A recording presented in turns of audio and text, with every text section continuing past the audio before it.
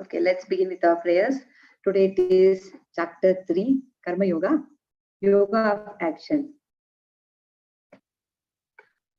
Om Ajnana Timirandasya Jnananjana Shalakaya Chakshurunmilitamena Tasmai Shri Guruve Namaha Shri Chaitanya Manobhishtam Sthapitamena Bhutale Vayam Rupa Kadamahyam Dadati Swapadantikam Hey Krishna Karuna Sindhu Dinabandhu Jagatpate Gopesha Gopika Kanta Radha Kanta Namostute Sakanchana Gaurangi Radhe Vrindavaneshwari Shaman Sute Devi Pranamami Hari Shri Krishna Chaitanya Prabhu Nityananda Advaita Gadadhar Srivasadi Gaura Bhakta Vrinda Hare Krishna Krishna Krishna Hare Hare Hare Rama Rama Rama Hare Hare. Thank you for joining. So let's begin. Whatever we learn will be based on the teachings of His Divine Grace, Sri Bhaktivedanta Swami Prabhupada, Founder Acharya, International Society for Krishna. Let's pay our obeisance to Srila Prabhupada and Sri Radha Govinda. Okay. So summary of chapter 1 and 2. What's the name of the first chapter?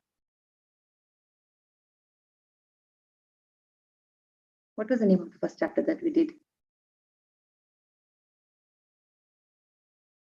It's right there anyway.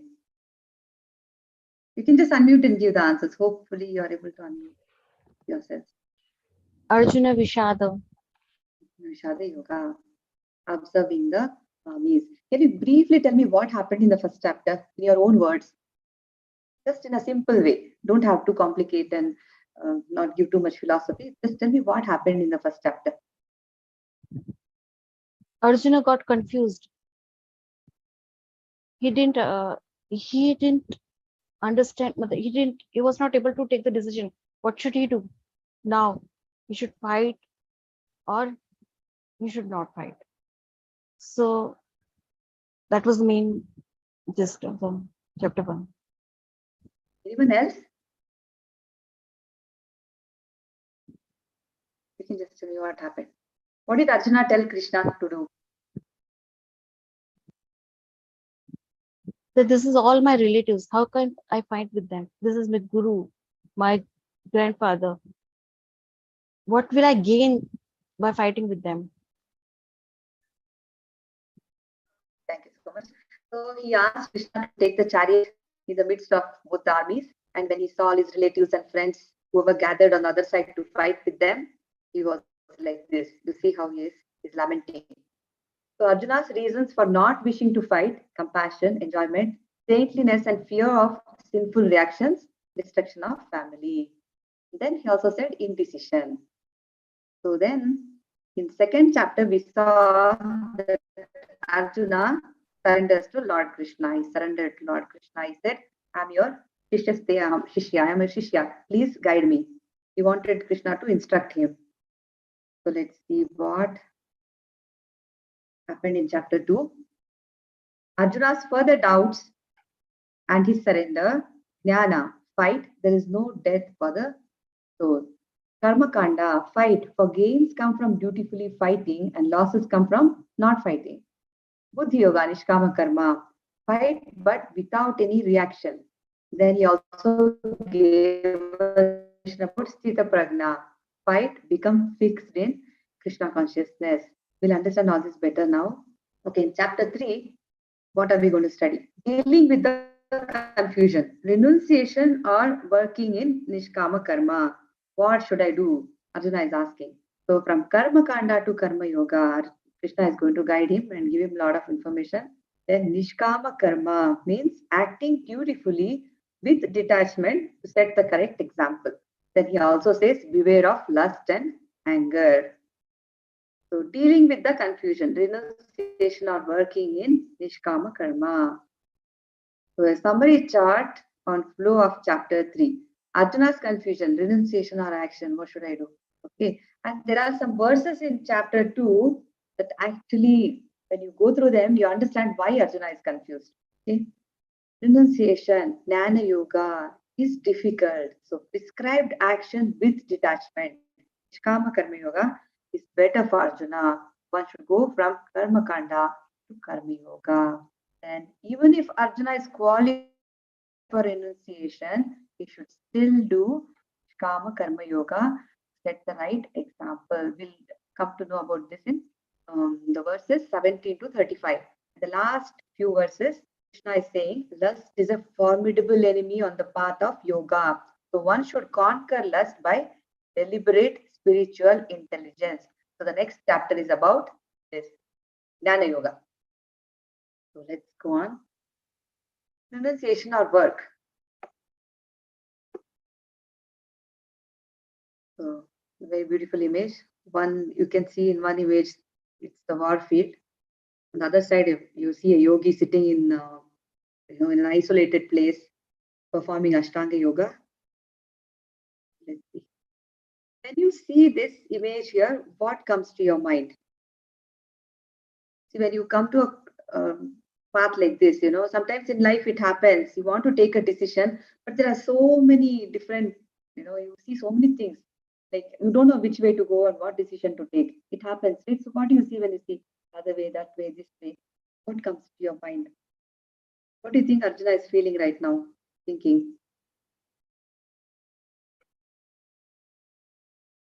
And there is one shloka here. If you can see that, one of you can recite. Please raise your hand and recite. Whoever wants to recite.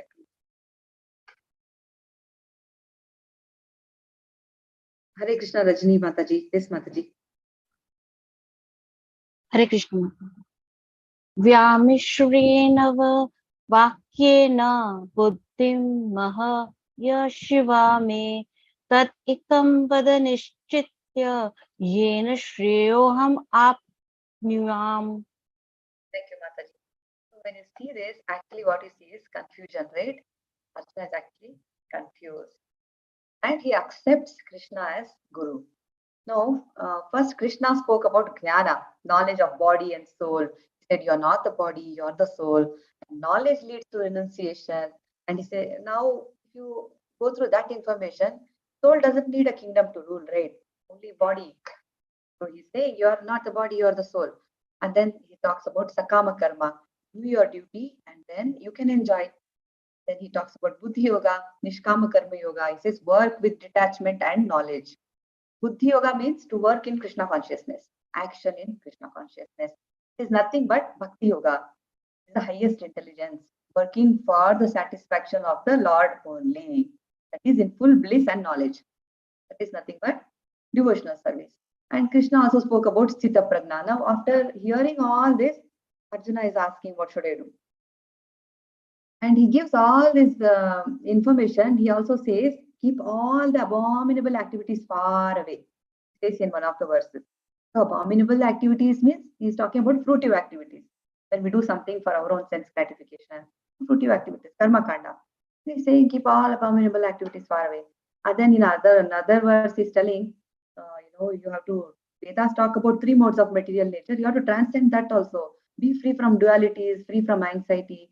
3 modes are modes of goodness, mode of passion, mode of ignorance. You have to transcend, you raise above all these 3 modes also. So now Arjuna is asking, what should I do? Should I fight or what should I do? Abominable is, this war is abominable, right? The battle. So many people are going to die. There will be so much bloodshed. Is abominable. And he's like, why is Krishna asking me to do this abominable activity now? He's saying, keep it away. And then he's saying, transcend above the 3 modes of material nature. So that is actually jnana. So what happens? He's asking some questions now.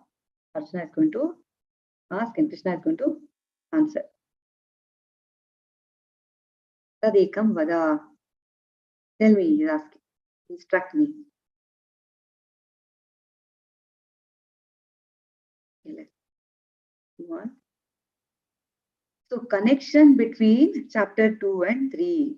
So this will become clear for you now. Okay.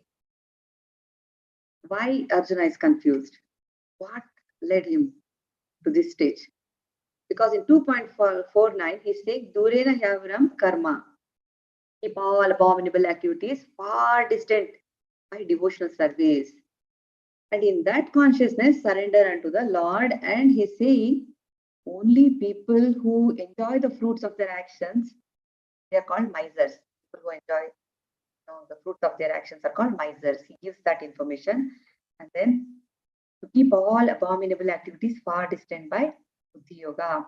Arjuna thinks that Buddhi means intelligence. By using his intelligence, he should avoid all abominable activities and does not fight. Still, Krishna is urging him to fight. And chapter 3 begins with Arjuna's question to clarify this contradictory instruction. So he's saying, should I renounce or should I fight? What should I do now? According to Arjuna, renunciation, jnana, and work are incompatible. So 3.1, who would like to recite this verse?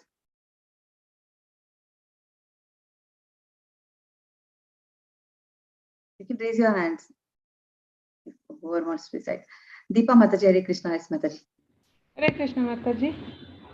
Arjuna uvacha jyayasi chet karmanaste mata buddhir janardana tat kim karmani ghore mam yojasi keshava. Hare Krishna Mataji. Read the translation also, Mataji. Okay. Arjuna said, O Janardana, O Keshava, why do you want to engage me in the ghastly warfare? If you think that intelligence is better than fruitive work. Sometimes Buddhi Yoga or Krishna consciousness is misunderstood to be inertia. What do such people do? They go to a secluded place. They want to become fully Krishna conscious. So they go somewhere into the forest or on the hill and then they sit and chant the holy name. And they do that without any training. So it is without knowledge. And without complete knowledge in the philosophy of Krishna consciousness, you cannot do it. It's not possible.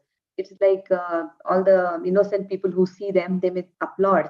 Like, look, there's a sadhu sitting, he's been meditating day and night, and they may adore such behavior. But Krishna does not approve that behavior.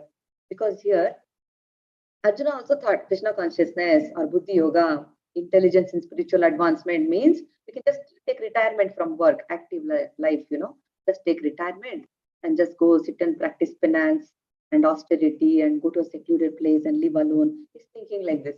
He wants to actually avoid fighting, skillfully avoid fighting by using this as an excuse. That's what Arjuna is trying to do. But Krishna will explain Karma Yoga to him. He will tell him how to work in Krishna consciousness. Okay? How to work in God consciousness. Actually, Arjuna is being a sincere student. He asks all the right questions. So let's move on. One more verse. Whoever has not recited can raise their hand and recite. That will make it a little more interesting and interactive. So you can all try one by one. It's fine. Is my audio clear?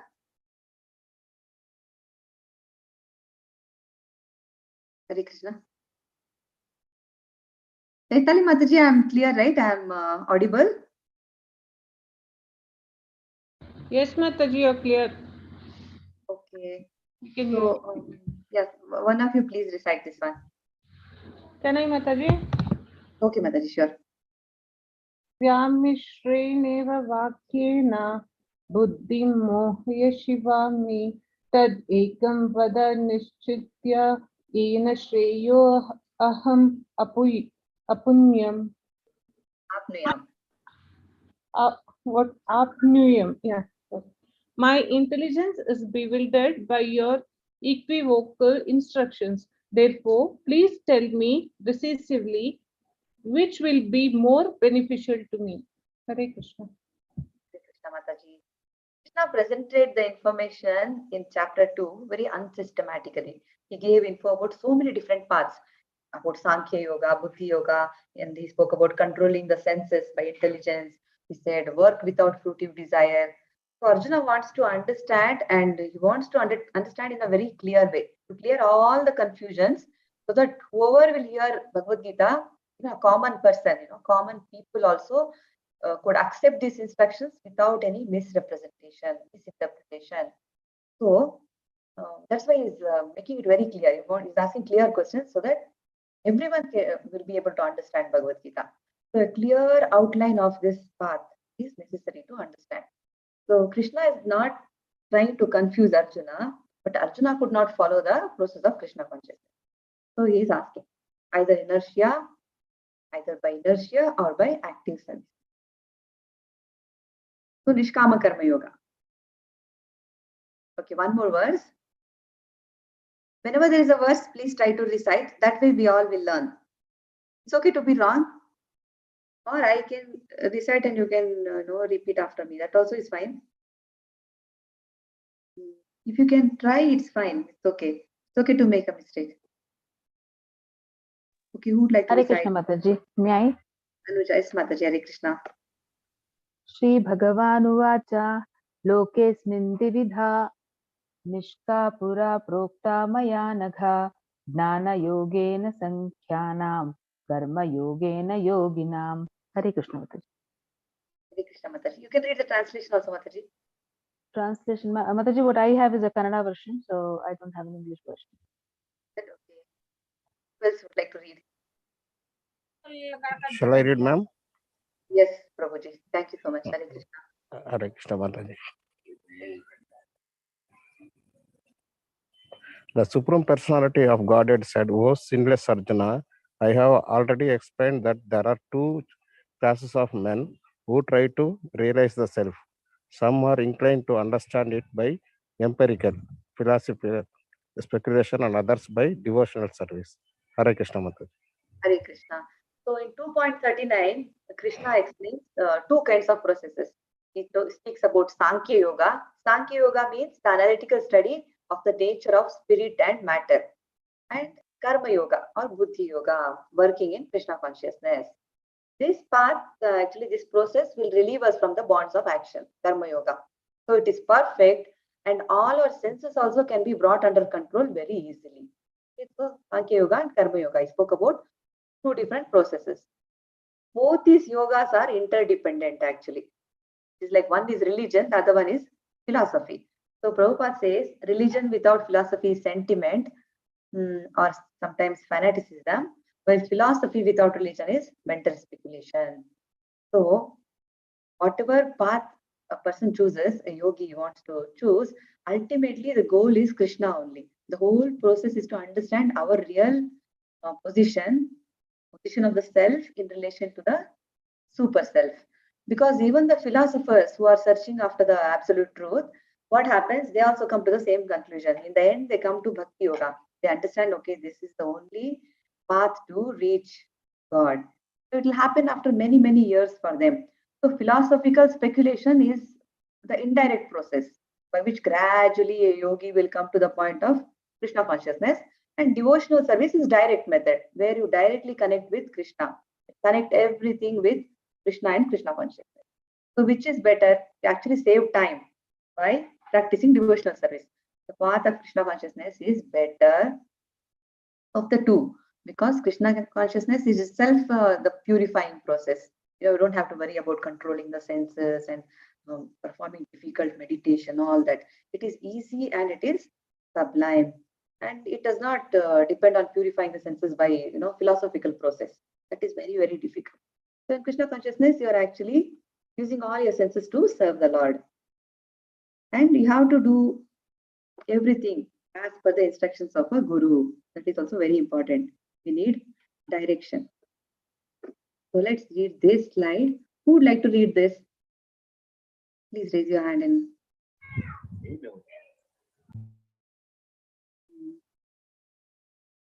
Hare Krishna Tanuja Mataji. Yes, Mataji. Hare Krishna Mataji. Dandavat Pranam. Sankhya Yoga, Buddhi Yoga. Shall I go on as Sankhya Yoga first and then Buddhi Yoga? Differences between Sankhya Yoga and Buddhi Yoga. You can read the like row wise, Mataji. Like Right, okay. indirect path, that is direct path, like that. That will be Right, better. okay. So Sankhya Yoga, philosophical speculation, Buddhi Yoga, Krishna consciousness. The first one, indirect path, direct path. Second one, dependence on personal endeavor. dependence on Krishna's mercy, a process of depending entirely on Supreme Personality, on Supreme. Third one, unsure of success, surety of success. Fourth one, initial purification required, prescribed by prescribed duty. Initial purification required by prescribed duty. Ends and means are the same. Krishna consciousness is itself the purificatory process. Is that it, Mataji? Yes, Okay. Mataji, thank you so much. So, yeah, you understand this, right? It's very, very clear. When you put it in a table format, it makes it so much clearer. Okay, ends and means are both the same. In the sense, we are practicing devotional service so that we can go back to Godhead and practice devotional service there. We are trying to associate with Krishna through devotional service, and what will happen in the end? We'll go back to Godhead. What do we do there? Associate with Krishna, enjoy, serve Him. So both same. Okay, one more verse. Who would like to recite this one?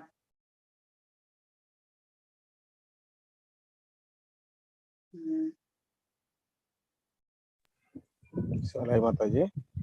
Yes, Prabhu. Na karmanam anarambhan nasik karma purusho smute nacha sanyasanad eva siddhim samadhi gacchati. Samadhi Gati. Yes, Prabhu. Samadhi gacchati. Is the And translation. the translation is not by merely abstaining from work can one achieve freedom from reaction, nor by renunciation alone can one attain perfection. Hare Krishna. Hare Krishna. So let's understand this. Where do we find prescribed duties? Where do you think prescribed duties are mentioned? You can give me some answer. Where do you think prescribed duties are? Where do we find that? Sakama karma yoga. I mean, prescribed duties are given to us in which, how, who gave us the prescribed duties, and where can we find them?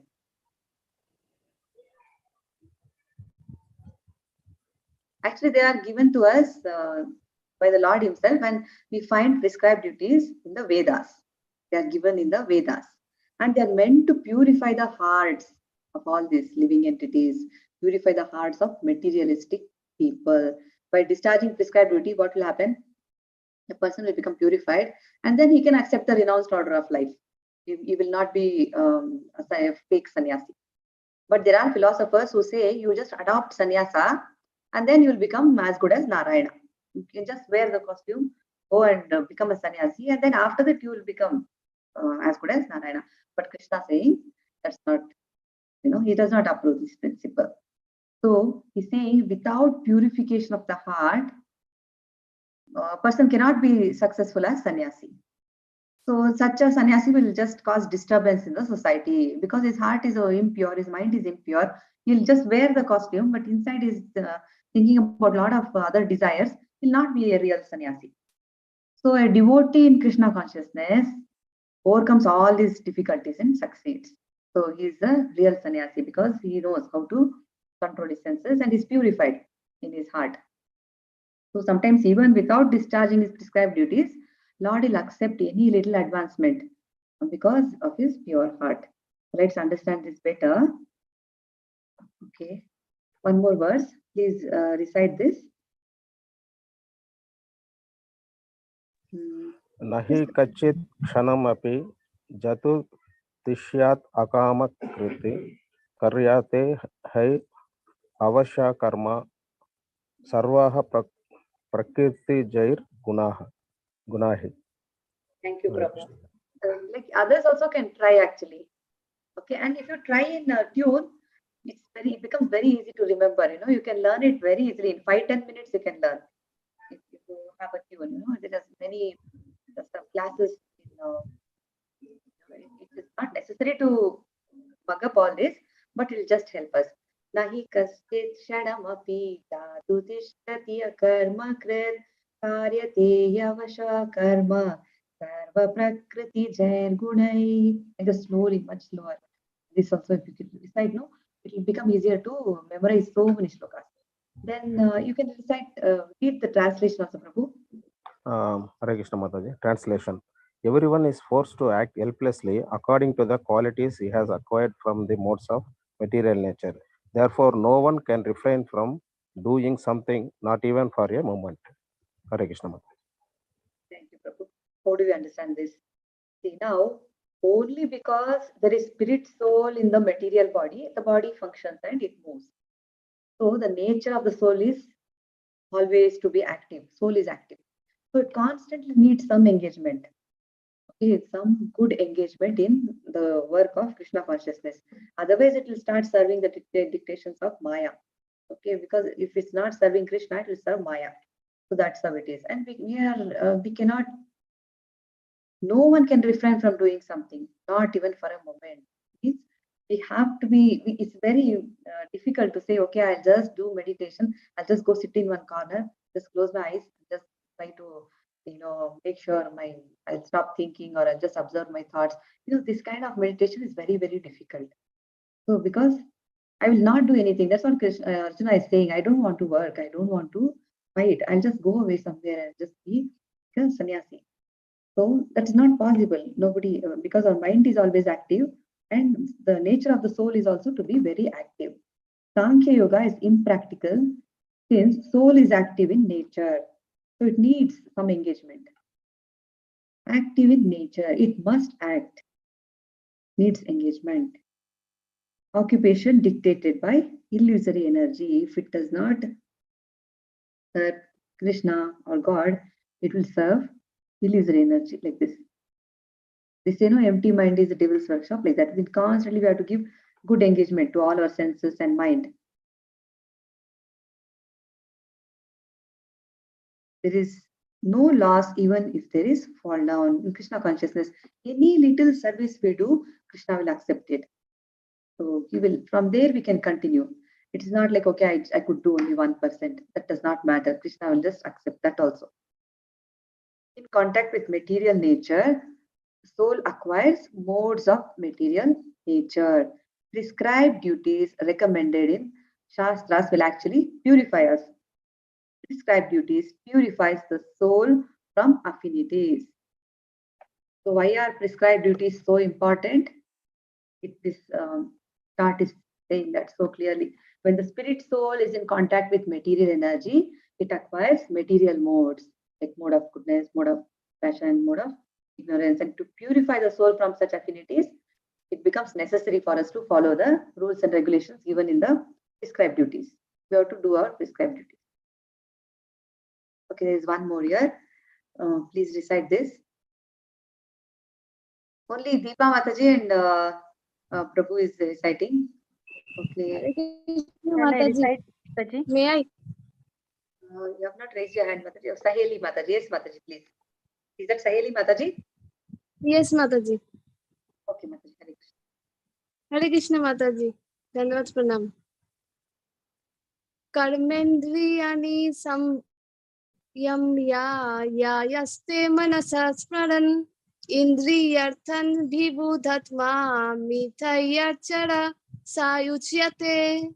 One who restrains the senses of action but whose mind dwells on sense objects certainly deludes himself and is called a pretender.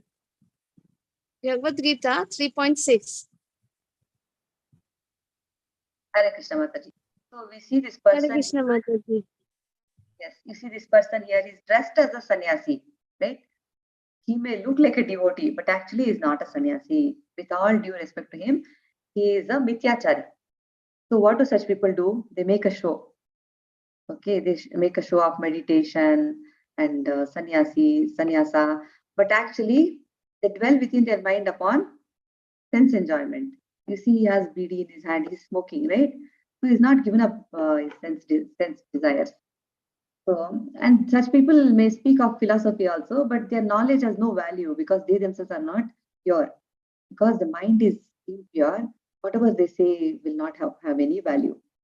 So that's what Krishna is saying. You can go to the forest and call yourself a sannyasi or renunciant, but Arjuna, you're a grihastha, you're a kshatriya. Wherever you go, your nature will go with you because he's a kshatriya by nature. There also, if he goes to beg somewhere, if the situation comes, he'll just pick up his weapons and fight. That is his nature. Fighting is in their nature. So that is why he's saying follow the rules and regulations of your particular status, then gradually make progress in purifying your existence. So a real yogi is somebody who is purified in his heart. So knowledge is one thing, knowing that I'm not the body, I'm the soul. That is just knowledge. But application of knowledge, realizing that is something different. Okay, one more verse. Who is going to recite this? Hare Krishna Mataji, may I recite? Okay. PG 3.7. Yastivi indriyani manasa niyam yada yada bhate arjuna karmendriya karma yogam asakta sa vishishyate. On the other hand, if a sincere person tries to control the active senses by the mind and begins karma yoga in Krishna consciousness without attachment, he is by far superior. Thank you, Mataji. Hare Hare Krishna. Krishna Mataji. Dhanavad. Vidyachara to sadachara. So it's okay to work, but work in conjunction with Krishna consciousness. Here you see, this is King Pratap Rudra. You must have heard about him in your 18-day sessions also. So this person is actually working, right? He's trying to control his active senses by the mind by engaging in the Lord's service. So it's superior to the person who is artificially renouncing. Artificial renunciation is like becoming a parasite in the society. So yoga means thinking with God. Yuj means to go up. So karma means activity. Any activity I do to connect with God, with Krishna, is called karma yoga.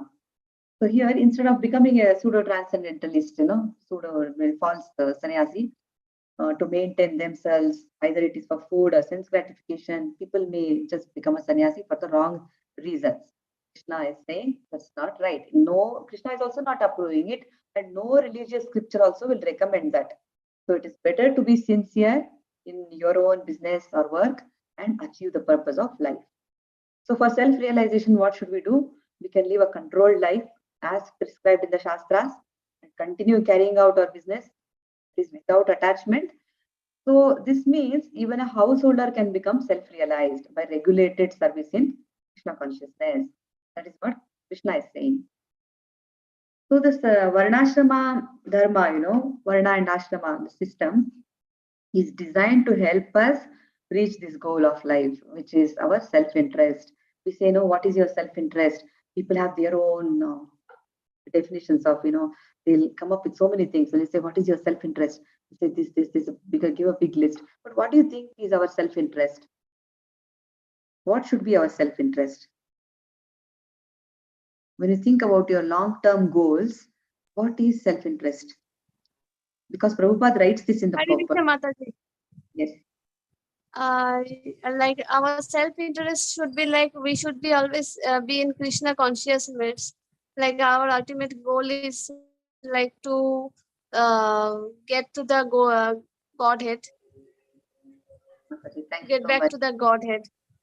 Yes, that's what Prabhupada writes. He says our goal of self-interest is to reach Krishna, reach Vishnu.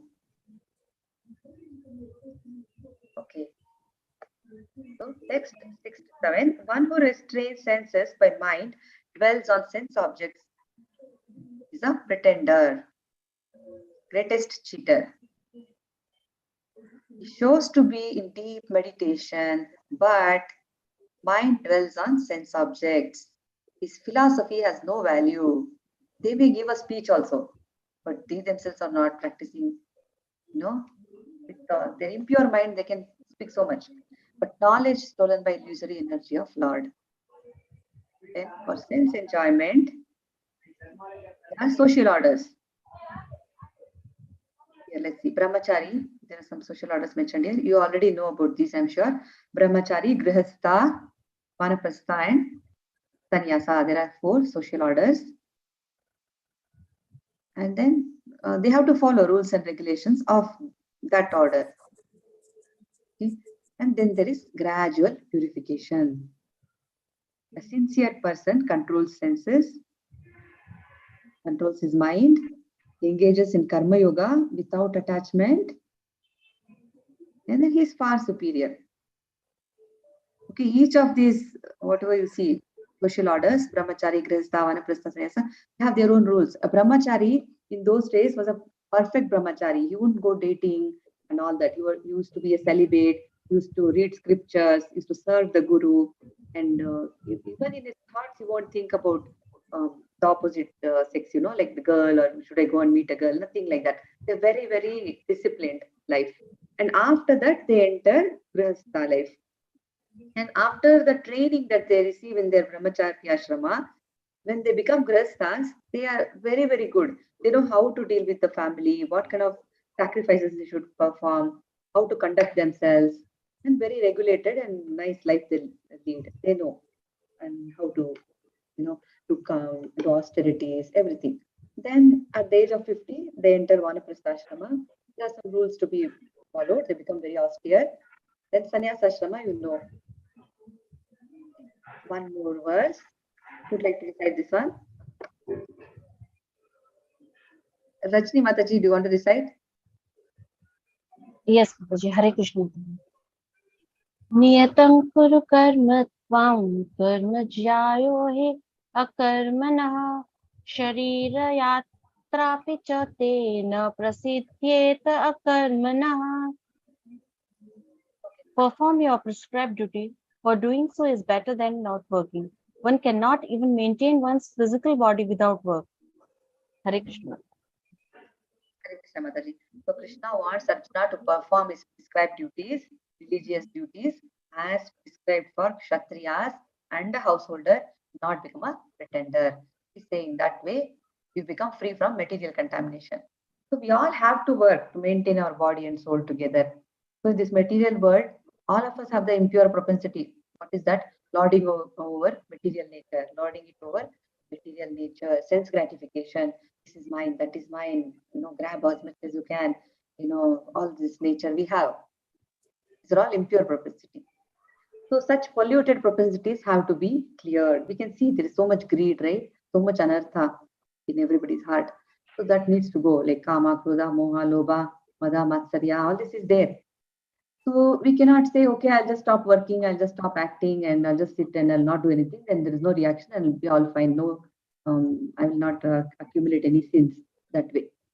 So that cannot be done. We cannot stop work capriciously without purification of materialistic propensities.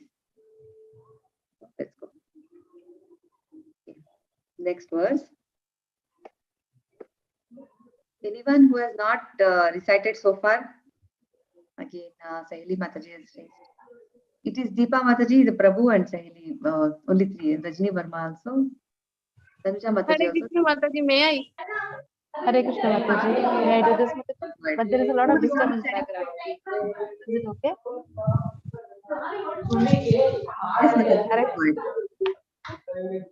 Yagnar.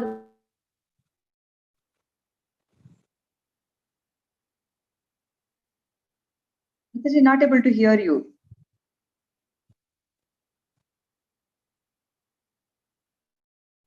Hare Krishna Mataji, may I? Yes, Mataji, Hare please. Krishna. Okay.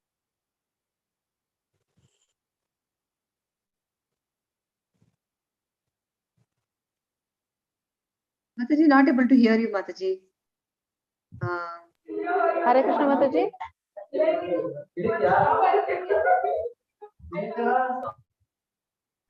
Mataji, Sahili Mataji, we could not hear you. Hare Krishna Mataji. Should Rupa I? Mataji, I can hear you. Yes, Mataji, go ahead and recite. Should I, Mataji? Sahili Mataji is not able to anything. Okay, Mataji, Yes, go ahead. I can hear you, Mataji. Yeah. Okay, there are two people. Okay, Sahili Mataji, you recite this Okay, one. okay. Okay, Mataji, okay. you recite the Yes. next one. Okay. यज्ञर्थत कर्मणो न यत्र लोकोऽयं कर्म बन्धना तद अर्थम कर्म कौन्तेय मुक्त संग समाचर. work done as a sacrifice for Vishnu has to be performed. Otherwise, work causes bondage in this material world. Therefore, O son of Kunti, perform your prescribed duties for his satisfaction, and in that way you will always remain free from bondage. Bhagavad Gita 3.9. Hare Krishna Mataji, Dandavat. Hare Krishna Mataji. This is not yajna, it is yagna. There is J there, but actually it is yagna. Yagna means sacrificial performances. Sacrificial performances meant for Lord Vishnu. All sacrificial performances are meant for the satisfaction of the Lord only, Lord Vishnu only.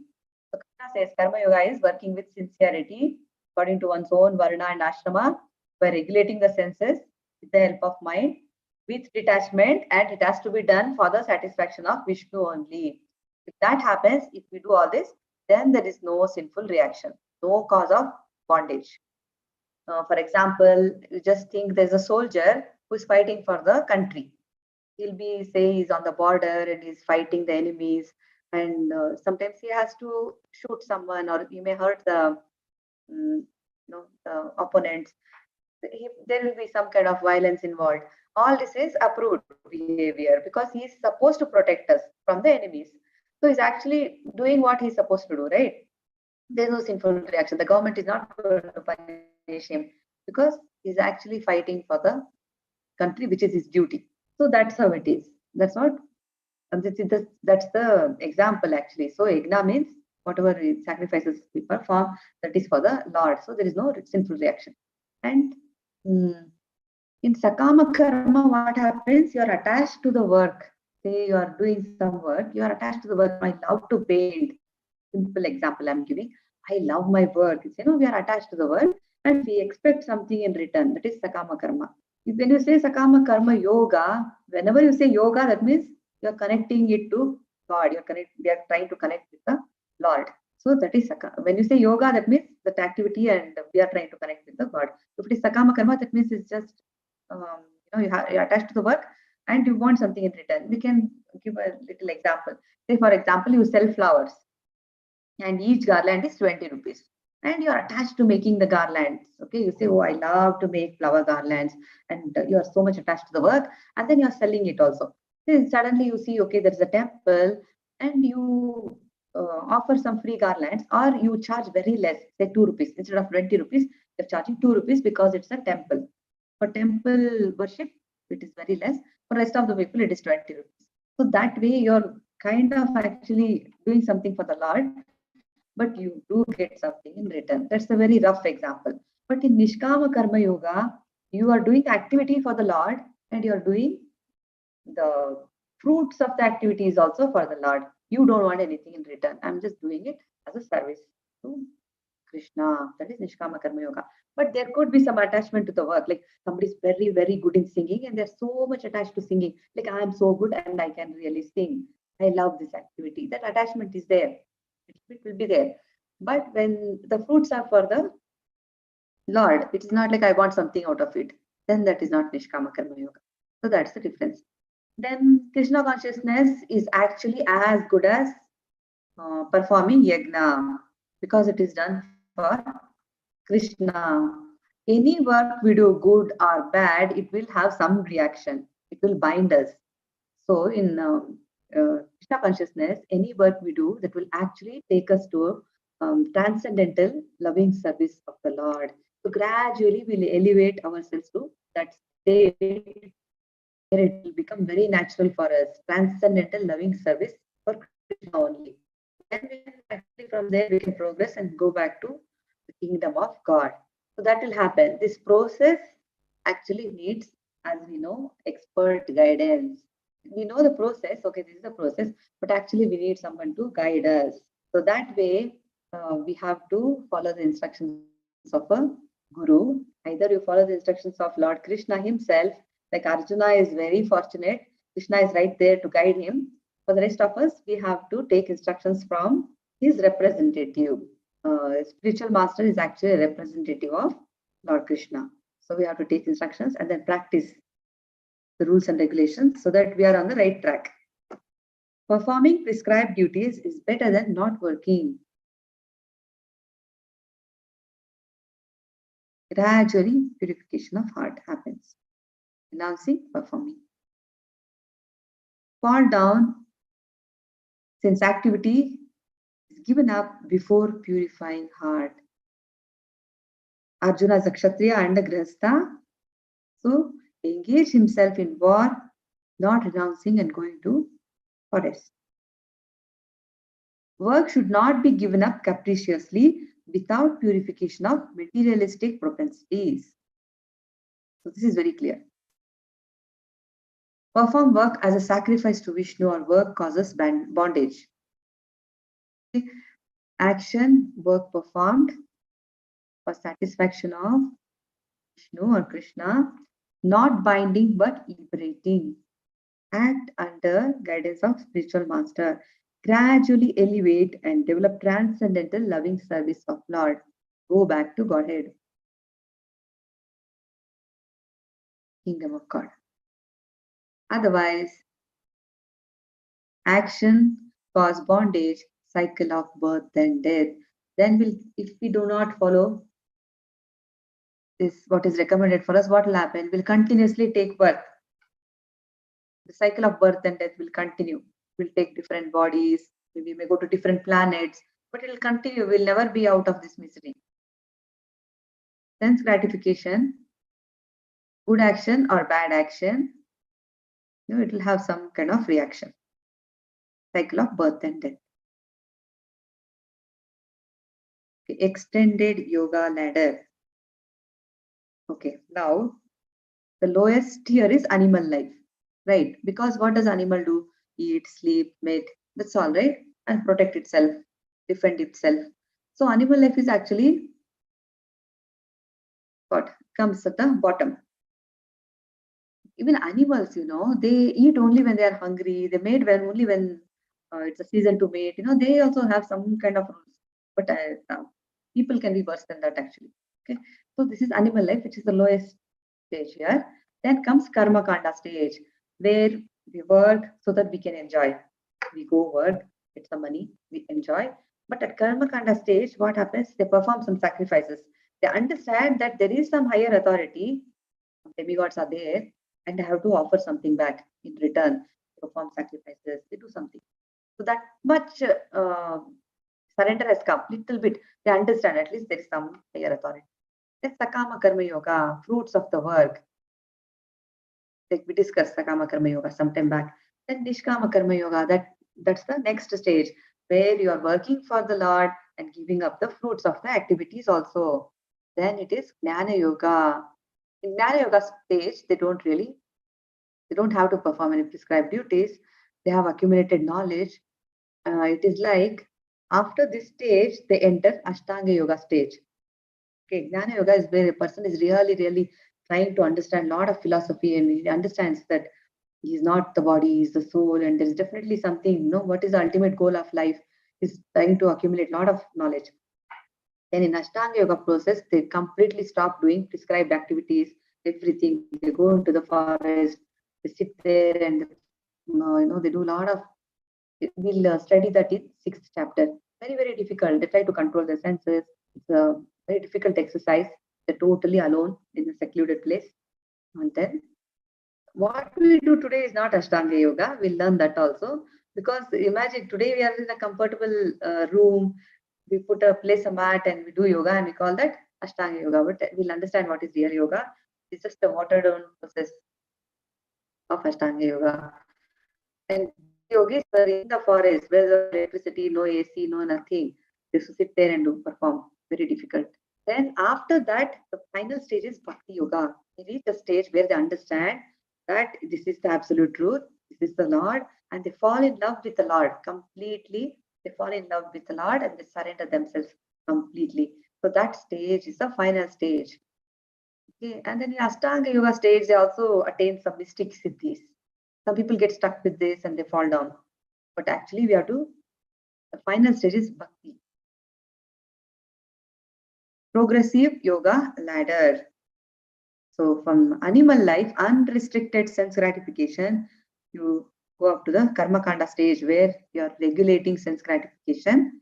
Then Sakama Karma Yoga, devotee with some selfish desires.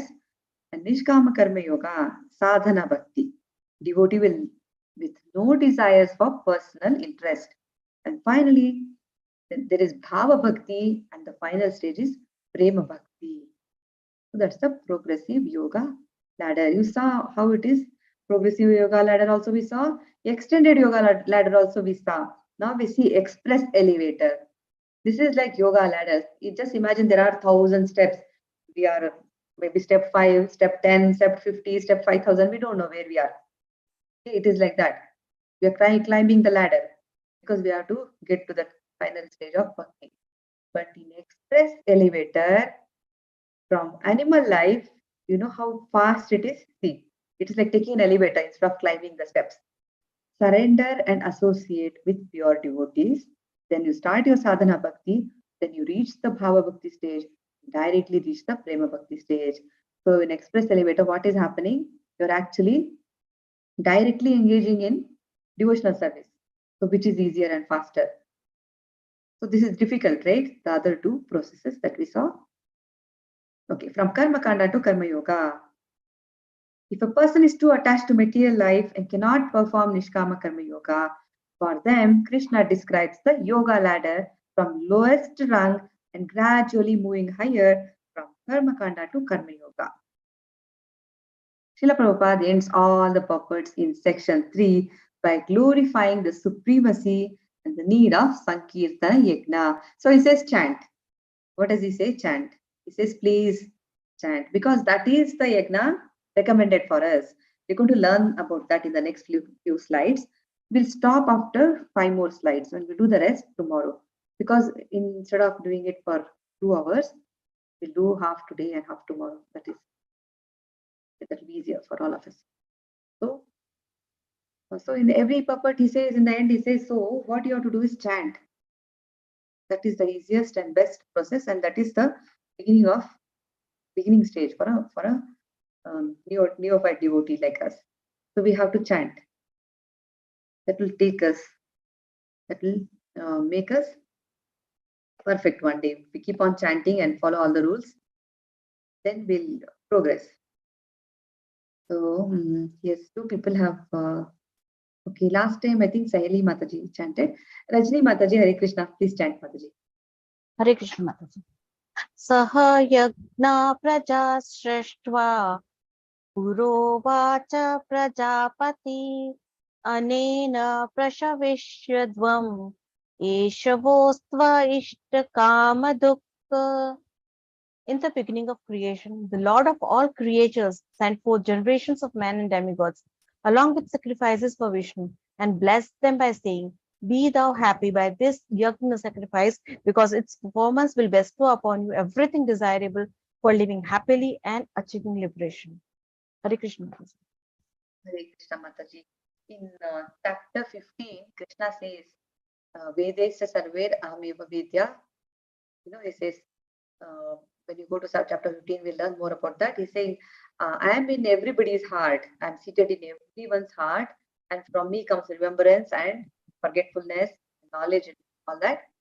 And by all this, by all the Vedas, I am to be known. And I am the compiler of Vedanta, and I am the knower of the Vedas.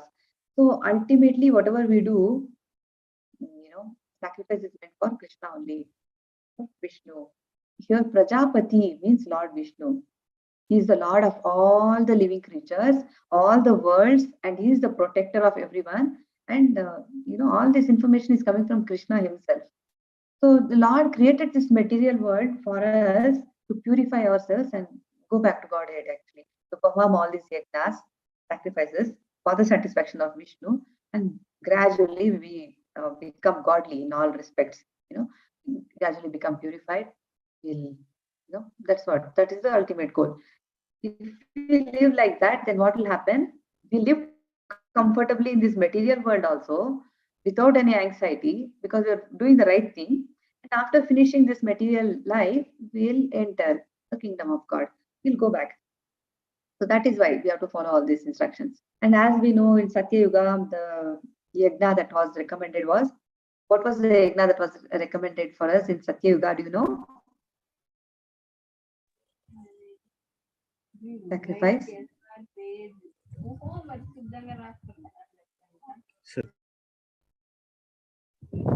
Satya wanted to say Yugas, it is yajnas. Performing can- yajnas. Satya Yuga, it was meditation. In Treta Yuga, Meditation. Yajna, it is yajnas, madam. Sacrifice. yeah, Treta Yuga, it was fire sacrifices. Which are very, very expensive. It takes tons of ghee and whatnot.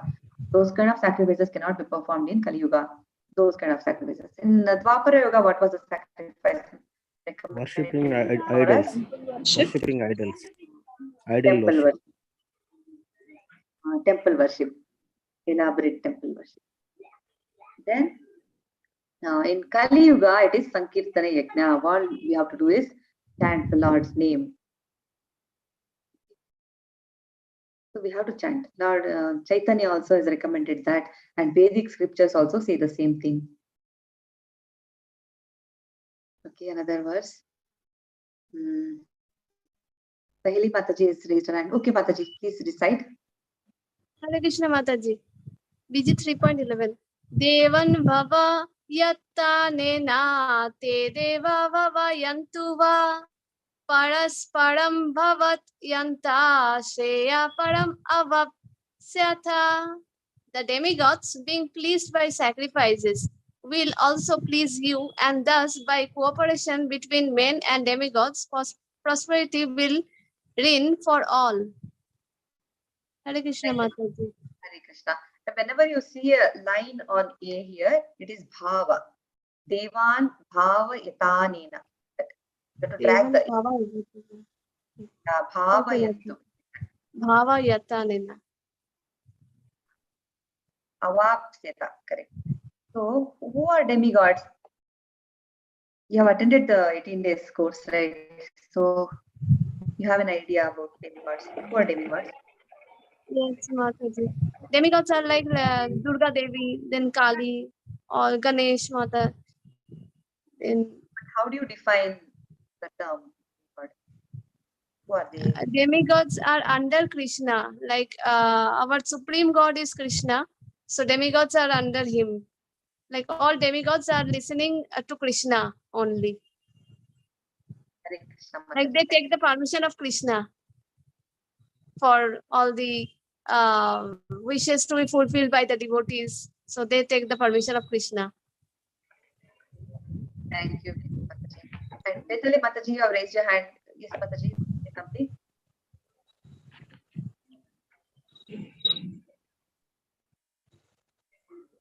Mataji, I think she had raised to recite the verse or something.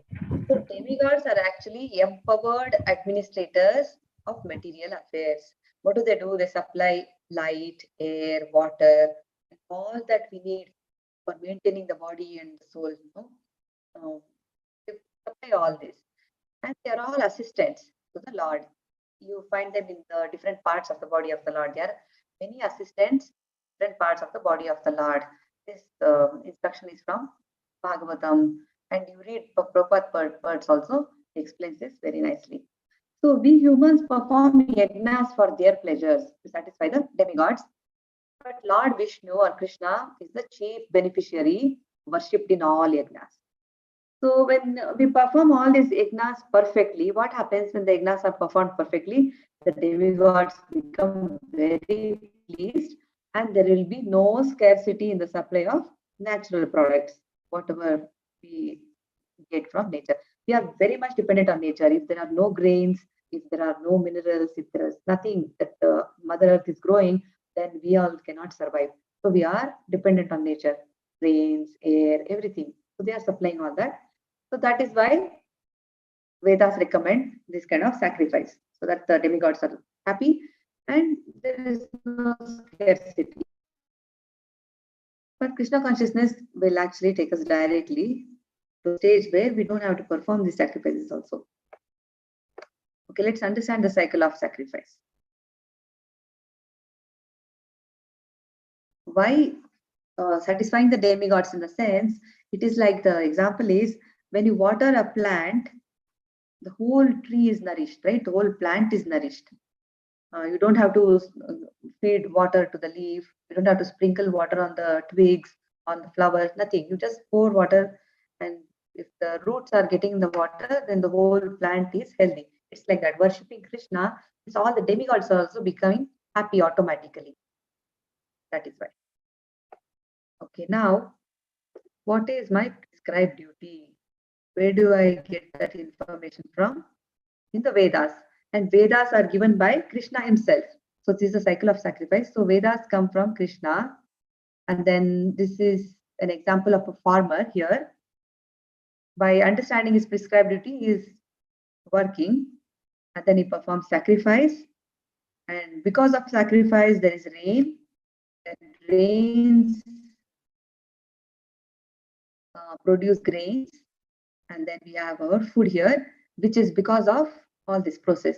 And that we have to offer the food to the Lord and then consume. So the performance, the prescription of duties starts from Krishna. The results of the duties end with Krishna. That is a cycle of sacrifice. Okay. By performance of yajnas, all activities become purified as it is stated in the Vedas. Ahara shuddhava sattva shuddhi, sattva shuddhava dhruva smriti, smriti lambe sarva granthinam vipramokshaha. By performance of yajna, one's eatables become sanctified, and by eating sanctified foodstuffs, one's very existence becomes purified. By the purification of existence, finer tissues in the memory become sanctified. And when memory is sanctified, one can think of the path of liberation. So what we consume is, becomes very, very important. All this combined together lead to Krishna consciousness, the great necessity of present day world. So we'll do this slide and then we'll do the rest tomorrow. We'll do this last one, 3.12. Who would like to recite? Saheli Mataji, yes, Mataji, go ahead. Hare Krishna. Hare Krishna Mataji. Ishtan bhogan hi vo deva tashyante yagna vavita tyardattan aparadhyay vo yovukte stena evasa. In charge of the various necessities of life, the demigods being satisfied with the performance of yatsa, sacrifice, will supply all necessities to you. But he who enjoys such gifts without offering them to the demigods in return is certainly a thief. Bhagavad Gita 3.12. Hare Krishna Mataji. People who cannot understand the Supreme Personality of Godhead, sacrifices are recommended. And these sacrifices are recommended towards the demigods, thus the demigods. People worship different demigods according to different material qualities. Like, say, somebody wants education, they worship Saraswati, and then we worship Ganesha, Ganapati to, remove all the obstacles from our path. And like this, different demigods give different benedictions. So that is why. And there are meat eaters who worship goddess Kali, because she accepts that kind of worship. She is the ghastly form of material nature. They sacrifice animals and then they consume that as prasad. They do that. And then if a person is in mode of goodness, what does he do? He worships Vishnu. Transcendental worship is recommended for such a person. So ultimately, all these yajnas are meant for gradual promotion to the transcendental platform. So that's why we have to do. And if a person is not performing any sacrifice, he just keeps taking from nature, he eats, is not offering to the Supreme Lord, then such a person is a thief. If he's not performing any sacrifice, if not offering anything, such a person is called a thief. And if a person is thief, we call him a thief. And if the whole society is behaving like that, and the society is full of thieves, and how can thieves be happy? There is no happiness, right? There won't be any happiness in the society if all of them are thieves. Everything I want for sense gratification. There's no gratitude for God, no gratitude for demigods, nothing. It's all selfishness. Nobody offering any sacrifice or anything. That will be a society of thieves. And when there is, obviously, you call somebody a thief, there is fear, there is sin, there is everything there. Right? They're committing sins. Then there is no happiness. So Lord Chaitanya Mahaprabhu says the easiest method, for us to perform the sacrifice, the easiest sacrifice and the best sacrifice recommended for us is the only sacrifice actually is Sankirtana Yagna, which is Harinam. You know, we have to chant Hare Krishna Mahamantra, chant the holy name. So I'll stop here so that we can do the rest of the slides tomorrow.